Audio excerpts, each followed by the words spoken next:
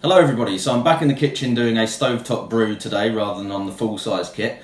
That's because it's a bit of an experimental batch. Now, if you watched the last time I did an experimental stovetop batch, you'll know it didn't go too well, so if you want a good laugh, check out the link at the top to that video of the horrendous spiced porter that I tried to do. This is along a similar kind of theme to that one. Although it's a herb infused beer rather than a spice infused beer. Today I'm going to be trying to brew a Rosemary and Simcoe IPA. So there's still a pretty high chance that this is going to end up tasting like absolute shit, but there's a little bit of precedent for this one that it has been done before by other people and has come out okay. So fingers crossed I might get something drinkable at the end of it, but let's see what happens.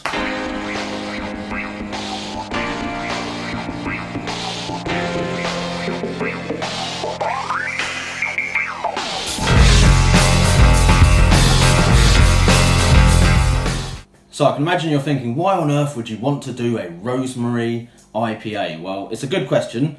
Not something that I would normally go for, but we have a meeting coming up at the Bedford Home Brewers Club where the theme is spice up your life. So the idea is not to do it to the soundtrack of a Spice Girls song, but in fact to use spices or herbs, something off of the herb and spice rack in your kitchen essentially, in one of your beers, and try and make something that's drinkable. So there's a few kind of easy options for this that you can do, which traditionally use herbs and spices. So I could have done something like a wit beer with a bit of coriander and orange peel, that sort of thing.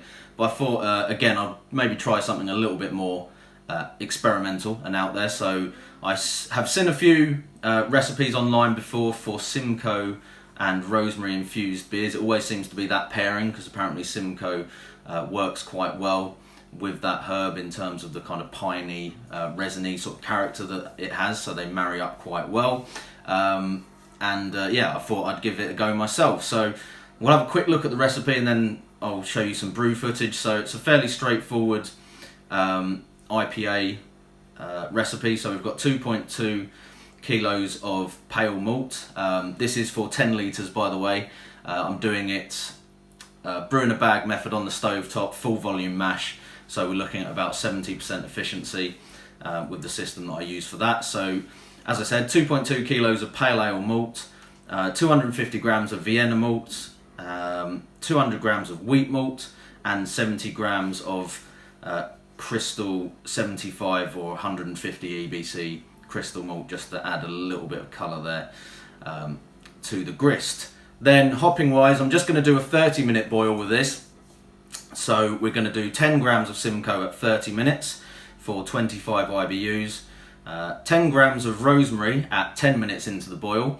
That may be all that I add to it in terms of the rosemary, but I'll taste it prior to the dry hop, and if I think it needs more rosemary flavour I can dry hop it with some more of the herbs at that point. We'll also be adding 10 more grams of Simcoe at 5 minutes in the boil, 30 grams of Simcoe at whirlpool. So those two additions will add about another 20 IBUs, which takes up to about 46 IBUs total, and 30 grams of Simcoe for the dry hop. At the moment fermenting with US-05, so nice simple kind of pale ale yeast choice there. Original gravity should come out about 1059, as I said, 46 IBUs, colour about 15 EBC, and if it ferments down to around 1013 we should be looking at 6.1% ABV, so a good strength American style IPA there, but with the rosemary herbs added in. So water-wise, I've used a little bit of a mix of the tap water and a few litres of RO water that I had left over from something else. So I've blended those two together, which has dropped down the hardness of the tap water already, and then added back a little bit of gypsum and some phosphoric acid just to sort out the pH, which would be really high otherwise because of the high carbonates in the water.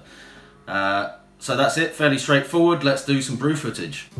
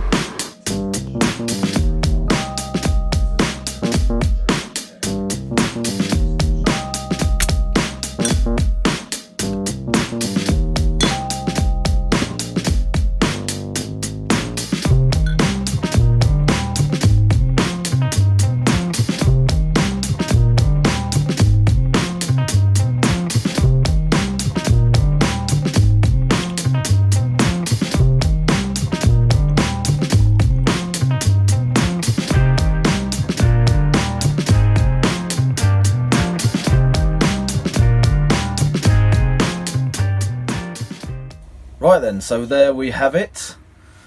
Yeah, it looks reasonably nice in the glass. A little bit hazy still, but it was US-05, so I find that it does tend to not drop completely clear unless you leave it for a good amount of time. So it has been about 6 weeks, I think, in the bottle. So it hit all the numbers on the brew day, as you saw, and it did drop down to the final gravity expected, or maybe a point lower. So I think it came out at 6.2% in the end. Holding a nice white head on the top there, slightly amber kind of colour to it, but yeah, it looks reasonably good. Now, I have already taken this to the Bedford Home Brew Club meeting, and it went down reasonably well. It certainly wasn't the best beer at the night, but it was yeah, pretty well received, I thought, and I'll just yeah, give my final thoughts on it here as well. So the bottle that I just poured it out of was the sort of last bottle from the bucket, so there was quite a bit of headspace on there. Hopefully it hasn't got any oxidation issues because of that. It hasn't been moved around or anything though, so it should be okay. So aroma wise, you definitely get a decent hit of the rosemary there. It didn't need a dry hop, I didn't think, so I tried it at bottling and the rosemary was really punching at that point, even just with 10 grams in the boil. So it does go a long way. You don't need a huge amount of it at all to get that flavour into the beer. This might be too much rosemary flavour already for some people.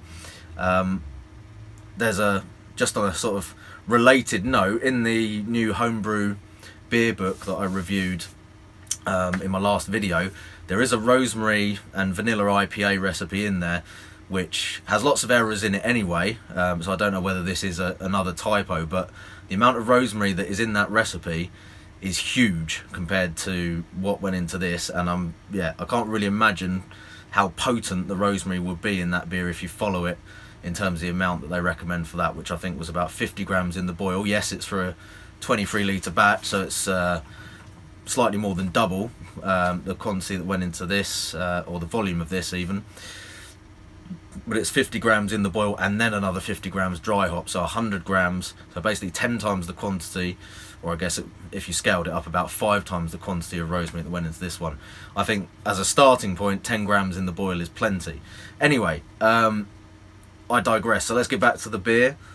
So as I said, definite rosemary on the aroma, but it's also really like nice kind of fruity, quite sweet fruity aroma to it, more so than I was expecting. I do like the aroma of Simcoe hops normally, but I wouldn't say it was normally quite this sort of a sweet fruity note to it, but maybe that's in some way it's interacted with the rosemary to give that kind of aroma, but it's very nice. There's almost some like kind of berry, sweet berry, even maybe strawberry kind of aromas there, but yeah, really appealing aroma. So let's dive in.